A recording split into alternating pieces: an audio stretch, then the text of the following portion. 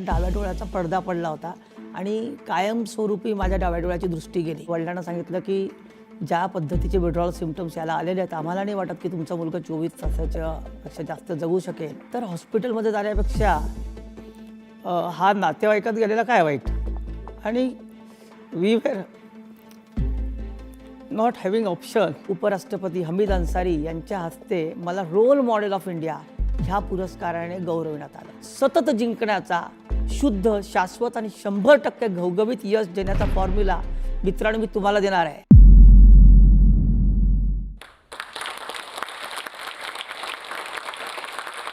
नमस्कार. डोळ्याने दिसत नाही पण दूरदृष्टी आहे. पायाने चालता येत नाही पण जगाला गवसणी घालायची आहे. आणि हृदयाचे ठोके नियंत्रित करण्यासाठी एक मशीन असलं तरी इतर मधुमेहींचे हृदय थांबू नये म्हणून अविरत प्रयत्न करत आहे. आज लाखो मधुमेहींच्या आयुष्याचं धडकण आमचं संशोधन झालेलं आहे आणि हजारो लोकांच्या हाताला रोजगार मिळाला आहे. मित्रांनो, हे कसं शक्य आहे? तर हे शक्य आहे की माझ्या आयुष्यात आज मी 50शी जगतोय आणि माझ्या आयुष्यात उगवणारा रोजचा सूर्य एक नवीन संघर्ष घेऊन यायचा आणि ह्या संघर्षातून जे जिवंत अनुभव आले त्या अनुभवातून जे काही मला उमगलं ते मी एका फॉर्म्युल्यामध्ये कन्वर्ट केलं. हा 3S फॉर्म्युला नेमका काय आहे तो मी तुम्हाला देणार आहे मित्रांनो. पण असा फॉर्म्युला न देता माझा जो आयुष्याचा पूर्ण प्रवास आहे त्या प्रवासातून मी तुम्हाला फॉर्म्युला देणार आहे. नमस्कार, मी डॉक्टर रवींद्र नांदेडकर. जोस्टॉकच्या माध्यमातून आपल्या सगळ्यांशी संवाद करताना मित्रांनो मनस्वी खूप आनंद होतो आहे. वडील सरकारी नोकरीत मोठ्या हुद्द्यावर, आई गृहिणी, आम्ही 3 भाऊ 1 बहीण असं आमचं सुंदर कुटुंब. लहानपण इतरांसारखंच अतिशय आनंदामध्ये आणि साधारण वयाच्या 3-4 वर्षी मी वस्तू अशा जवळून घेऊन बघतोय हे बघितल्यावर वडिलांनी मला डोळ्यांच्या डॉक्टरला दाखवलं आणि कंजनायटल हाय मायोपिया असं आणि that too severe high myopia असं डॉक्टरांनी निदान केलं. म्हणजे डोळ्याची आयबॉलची साईज मोठी आहे इतरांपेक्षा आणि जसं जसं वय वाढेल तसं ते अजून डोळा मोठा होत जाईल. मग काय मला मायनस जवळपास 20-22 असा नंबरचा मोठ्या भिंगाचा चष्मा लावण्यात आला आणि सगळं ठीक चाललं असताना अचानक सुट्ट्यांमध्ये मामांकडे गेलो होतो आणि कळलं की डावा डोळा एकदम लहान झाला आहे. आम्ही धावत पळत डॉक्टरांकडे गेलो पण तोपर्यंत उशीर झाला होता. डाव्या डोळ्याचा पडदा पडला होता आणि कायमस्वरूपी माझ्या डाव्या डोळ्याची दृष्टी गेली. 5वीच्याच शेवटी माझ्या उजव्या पायाचा घोटा सुजला. आम्हाला वाटलं की पाय मुरगळला असेल म्हणून फिजिओथेरपी वगैरे केली. पण मग थोड्या दिवसामध्ये शरीरातले सगळेच सांधे सुजायला लागले आणि लक्षात आलं की मला संधिवाताने ग्रसित केलेलं आहे. 8वीला असताना वडिलांची जळगावला बदली झाली आणि काय त्रास होतोय म्हणून एका ऑर्थोपेडिक कॅम्पमध्ये वडिलांनी मला दाखवलं. फार मोठे ऑर्थोपेडिक सर्जन जळगावला आले होते. त्यांनी असा एक्सरे बघितला आणि त्यांनी सांगितलं की बोन टीबी असावा. आणि मग तिथल्या बाकी डॉक्टरांनी तीच क्षयाची ट्रीटमेंट म्हणजे बोन टीबीची ट्रीटमेंट मला सुरू केली. नंतर रक्त चाचणी करण्यात आली आणि त्यांच्या लक्षात आलं की मला बोन टीबी नाही आहे. घाईगडबडीत औषधं सगळी बंद केली. सकाळी म्हणजे मला आजही आठवतो तो दिवस. God has gifted me graphical memory. 9चा वेळ होता आणि डॉक्टर सगळ्यात सिनियर डॉक्टर माझ्या उशाशी उभे होते आणि त्यांनी पप्पांना बोलवून घेतलं. वडिलांना सांगितलं की ज्या पद्धतीचे विड्रॉल सिम्पटम्स याला आलेले आहेत, आम्हाला नाही वाटत की तुमचा मुलगा 24 तासाच्या पेक्षा जास्त जगू शकेल. तर हॉस्पिटलमध्ये जाण्यापेक्षा हा नातेवाईकात गेलेला काय वाईट. आणि we were not having option. पप्पा मला घरी घेऊन आले. आमच्याकडे परंपरेने आयुर्वेद आलेला होता आणि संध्याकाळी 4 वाजेपर्यंत शेतातून एक बैलगाडी भरून वनस्पती, एक 82 वर्षाचा वैदू आणि आमच्या सरकतीला घेऊन आले आणि एका बाजीवर मला झोपवलं. त्याला विटा लावून त्याची हाईट उंच केली. खाली शेगडीवर पातेले ठेवून त्या सगळ्या वनस्पती देऊन ते वाफ देऊन अंगावर कांबळं असं सगळं चालू होतं. ते वैद्यू अशी माझी एक नाडी पकडली की एका सांध्यापासून दुसऱ्या सांध्यापर्यंत ती नाडी अशी दाबत घेऊन जायचे दोघी हातांनी. औषधांचं विष माझ्या नसानसात भिनलं होतं, त्याला ते वाट काढून देत होते. पण एकीकडे ही सगळी धावपळ चालू होती. रात्रभर आम्ही सगळे जागी होतो. पण जे घरातलं आध्यात्मिक वातावरण होतं, मला असं मी ठरवलं होतं की दुसऱ्या दिवशी सकाळी 9 वाजता मी या जगात नसेल. आणि सकाळ झाली. 8 वाजले, 8:30 वाजले, 9 वाजले.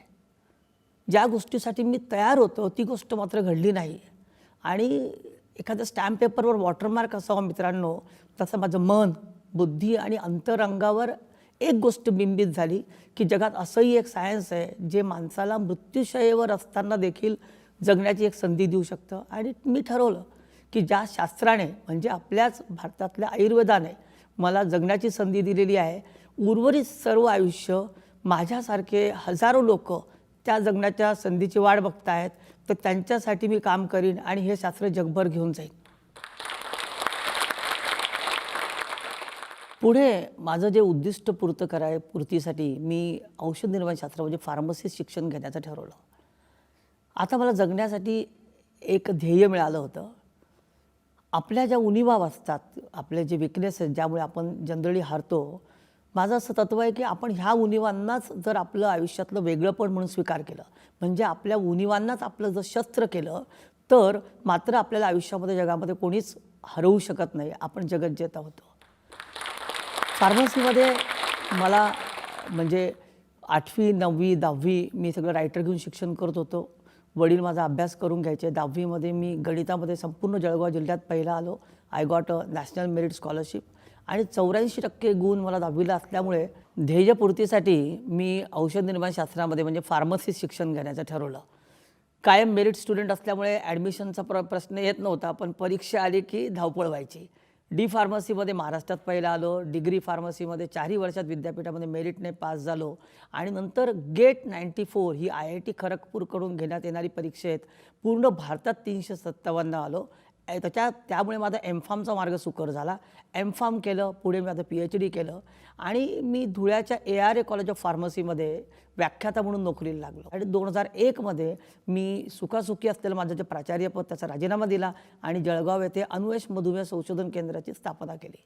हे सगळं एकीकडे चालू होतं. 2004मध्ये आमच्या संशोधनाबद्दल लोकसभेमध्ये चर्चा झाली. 2005मध्ये माझं ETVवर संवाद मालिकेमध्ये इंटरव्ह्यू आला आणि 2007मध्ये आमच्या संशोधनाला महाराष्ट्राच्या अन्न औषध प्रशासनाची मान्यता मिळाली. पुढे आम्हाला प्रोव्हिजनल पेटंट मिळालं. हे सगळं सुरू असताना एकीकडे मी माझ्यासारखे ज्यांना शारीरिक आव्हान आहे त्यांच्यासाठी पण काम करत होतो. 2006मध्ये त्यांच्या हक्कांसाठी मला लढता यावं म्हणून मी स्वतः LLB केलं प्रचंड कष्टातून. 2006मध्ये हे काम पुढे घेऊन जाण्यासाठी आम्ही अन्वेष आरोग्य प्रतिष्ठानची स्थापना केली आणि दर रविवारी आम्ही मधुमेह जनजागृतीचे कॅम्प घ्यायला लागलो. मला असं वाटतं याचा एकत्रित परिणाम म्हणून की काय, 2008मध्ये भारत सरकारने माझी एका राष्ट्रीय पुरस्कारासाठी निवड केली आणि विज्ञान भवनामध्ये तत्कालीन उपराष्ट्रपती हमीद अन्सारी यांच्या हस्ते मला रोल मॉडेल ऑफ इंडिया ह्या पुरस्काराने गौरवण्यात आलं. दुसऱ्या दिवशी प्रतिभाताईंनी राष्ट्रपती भवनात विशेष आमंत्रित केला आणि सपरिवार माझा विशेष सत्कार केला. आता पंखांना बळ आलेलं होतं आणि पुढे जायचं जिद्द निर्माण झाली होती. पण इन बिटवीन पुन्हा एकदा असं घडलं की 2007मध्ये माझ्या हृदयामध्ये काही अडचणी निर्माण झाल्या आणि हायपरट्रॉफिक कार्डिओमायोपॅथी म्हणजे हृदयाची साईज जास्त असणे, म्हणजे डोळ्याचा त्रास तर होताच, पायाचा त्रास झालेला होता. त्यामध्ये 94मध्ये आम्ही माझे दोन्ही पायाचे खुबे बदललेले होते, कृत्रिम प्रत्यारोपण केलेलं होतं आणि आता परमेश्वराने संघर्षाची अजून एक संधी दिली आणि आता हृदयामध्ये अडचण निर्माण झाली. दगदगीचा परिणाम असा झाला की 2008मध्ये ती हृदयाची गती जी आहे ती अरिथमिया जनरेट व्हायला लागला, म्हणजे अनियंत्रित व्हायला लागली आणि डॉक्टरांनी सांगितलं की आता याच्यामध्ये एक मशीन बसवावं लागतं आहे. मी त्याला तयार नव्हतो, कारण मला माहिती होतं की ते मशीन तीव्र गती झाल्यास ते हृदयाला शॉक देतं आणि शॉक किती द्यावा हा प्रत्येक हृदयावर डिपेंड असतं आणि ते चेक करण्यासाठी तुम्हाला ऑन टेबल तुमचं हृदय मॅन्युअली थांबवतात. जे परमेश्वराने सुरू केलेलं हृदय ते माणूस थांबवतो आणि बघतो वाट की बाबा किती शॉक देऊन हे चालू होतं. 100मध्ये एकाचा हृदय चालूच होत नाही आणि माझं सगळं बरं चाललेलं होतं आणि अशा वेळेला पण कुटुंब आणि डॉक्टरांच्या आग्रहास्तव मी तयार झालो. ऑपरेशन थिएटरच्या बाहेर येऊन थांबलो. आजही मला सगळं आठवतं.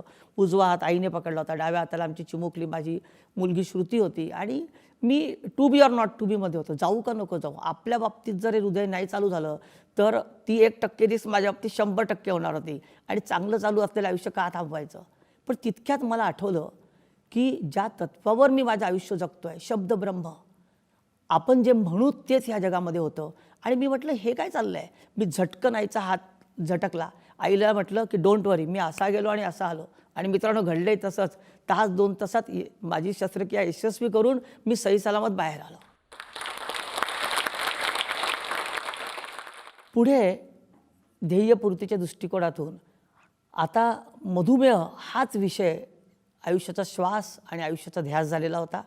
आम्ही मधुमेहमुक्त भारत अभियानाची स्थापना केली आणि ह्या अभियानाला बळ मिळावं म्हणून आम्ही अन्वेष आरोग्य प्रतिष्ठानच्या माध्यमातून तो काम करतच होतो. पण हा मधुमेह घराघरात घेऊन जावा आणि एक चळवळ, लोक चळवळ निर्माण व्हावी म्हणून आम्ही 2017मध्ये हर्बायू वेलनेस इंडियाची स्थापना केली आणि त्या माध्यमातून आज आम्ही लाखो लोकांच्या आयुष्यामध्ये प्रकाश निर्माण केलेला आहे. त्यांना नवीन जगण्याची उर्मी मिळाली आहे आणि ते करत असताना हजारो हातांना रोजगार पण मित्रांनो आम्ही मिळवून देऊ शकलो आहे. हे करोडोची ओलाढाल आता सुरू आहे.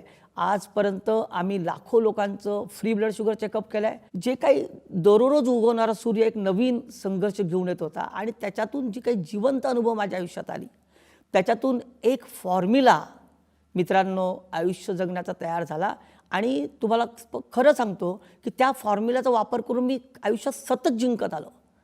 आज जोस्टॉकच्या माध्यमातून हा सतत जिंकण्याचा शुद्ध, शाश्वत आणि 100% घवघवीत यश देण्याचा फॉर्म्युला मित्रांनो मी तुम्हाला देणार आहे. पण तुम्हाला हवा आहे का? तर हा फॉर्म्युला आहे 3S.